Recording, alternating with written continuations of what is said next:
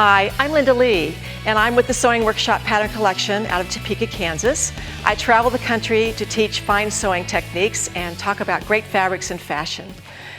Well, if you're looking for a really interesting project to make that has thermal properties, you might be interested in knowing about a very unique material called Tyvek.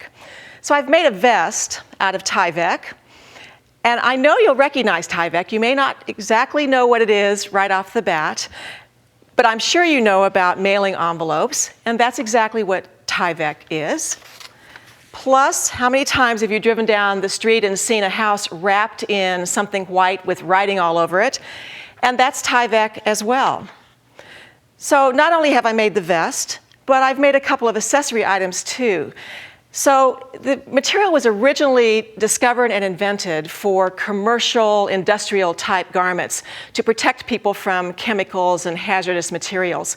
But it's definitely shown up in fashion. So you can see it as accessories and garments, and it's just a very interesting type of material to work with. It comes in a hard material, like this bag, and it also comes in a soft, pliable material, which is what I've used in the vest.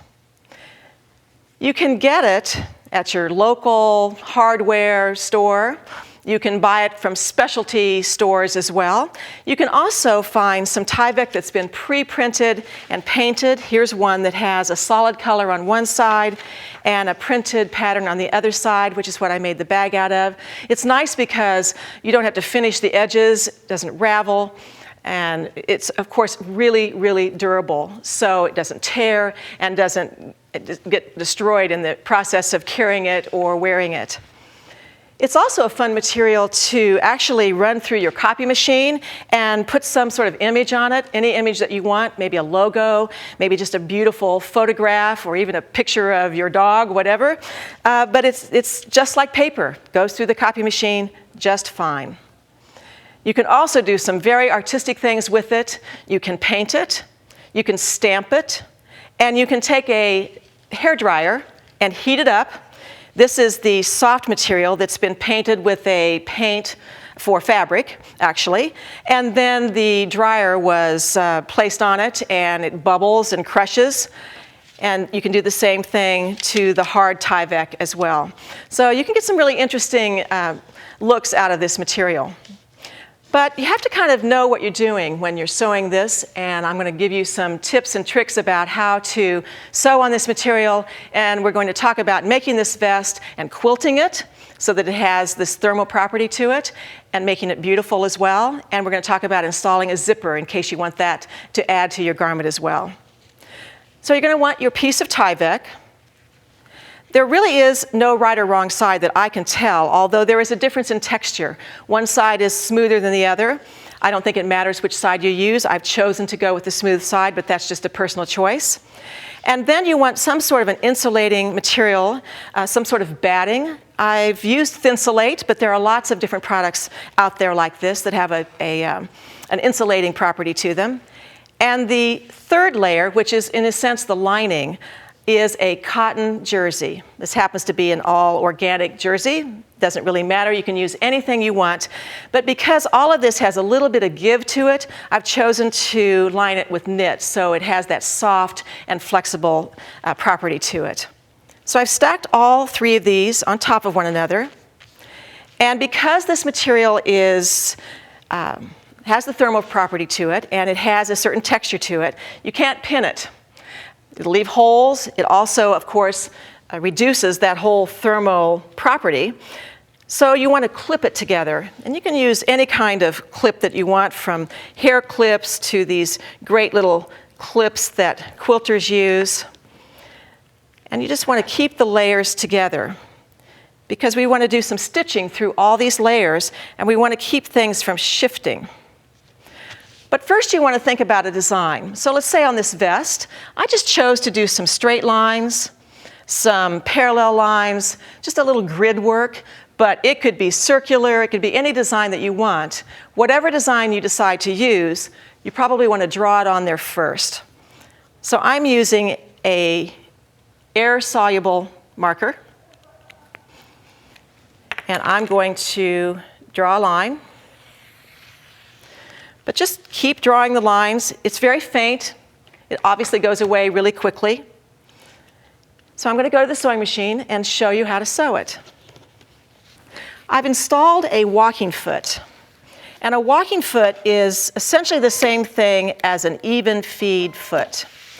So I've set the machine stitch length to a 4.5, something in the range of 4, 4.5, or 5, a little bit longer than normal. I'm using some contrasting thread. You can choose, of course, any color that you want. And it doesn't really matter the fiber either. It can be polyester or cotton. You could even use a heavier thread, such as a top stitching thread or a buttonhole twist or some sort of craft thread, anything that will feed pretty nicely through a needle without too much trouble. So you can see that that's that first line of stitching, and it goes clear through to the back side, and we've quilted it together. And nothing shifted. Those edges stayed exactly in the same place. So that is good. So choose your pattern, quilt it, stitch it all together, you're good to go. Now let's install a zipper. Well, how are we going to keep this zipper on here? We can't pin it. So there's something called craft tape, which is just a paper-covered line of glue, basically. So once you've done your quilting, then you want to install a strip of this on one side of the zipper tape. I've already laid this down on here. Let's get the rest of it. It's sticky. It goes everywhere. All right, let's put this right down on the back of the zipper, just on one side of the zipper tape. Because only one side gets actually adhered to this. Once that's pressed down with your fingers, then you can pull off the covering.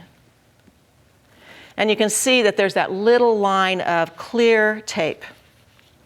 And that allows you to now fuse that or glue that to the surface. So I like to use these decorative zippers. And so I want it to show. I'm not trying to hide it in a seam or hide it in an edge. So I want to be able to see it on top. So I'm going to sew this down, and I'm going to install the zipper foot. Once the zipper foot is installed, then it's very, very easy to just sew this down without pins, because obviously we've held it down with glue. And keeping that same stitch length, now the only thing you have to do is probably find where you want to sew it, find some position on the zipper foot or the edge of the zipper foot. In this case, I am allowing the right-hand side of the zipper foot to follow along the right side of the zipper tape. And that's about the right distance from those zipper teeth. I've gotten the pull out of the way so I could get around it and don't have to sew around it. Now I can zip it back up. Believe it or not, I can, if I can get in there. There we go. Okay. And keep on going. It's just so nice to have things anchored and not have to worry about the positioning.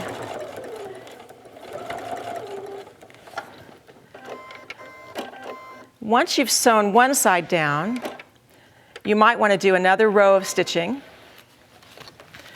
which I won't do here, because I want to show you, you would normally have the other side of the garment coming over. And so you want a piece that actually will attach to the other side of the zipper tape. So in order to make the edge look a little bit better, I have actually trimmed out the batting and the backing so that I can use the same craft tape to glue this down. And I can now place that over and onto the other side of the zipper. And you might want to actually glue that down as well using the craft tape. This craft tape is fantastic. It'll hold for the longest time until you get it stitched, and you can stitch through it. You don't need to remove it in case you don't actually stitch through it, but it's something that you can keep in the actual garment. The hardest part of this craft tape is actually getting the paper off of it. Once you start, you're good. So now we can just place that along the zipper tape, press it down, and we might want to unzip this so that you can actually get to this. Do a little flipping. And we'll do a little stitching. I still have the same stitch length. I still have the zipper foot installed. And I've just chosen to sew, about 1/8 of an inch from the edge of that fold.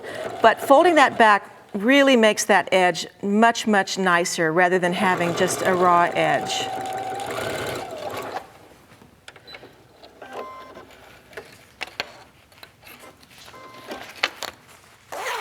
So let's go to the vest and see what that looks like. You can see that that's nicely finished. You can see the nice, beautiful zipper. And you can wear it open. You can wear it closed, any way that you like. But it does require a separating zipper, unless you don't want to get in the vest. And there you have it, a beautiful vest.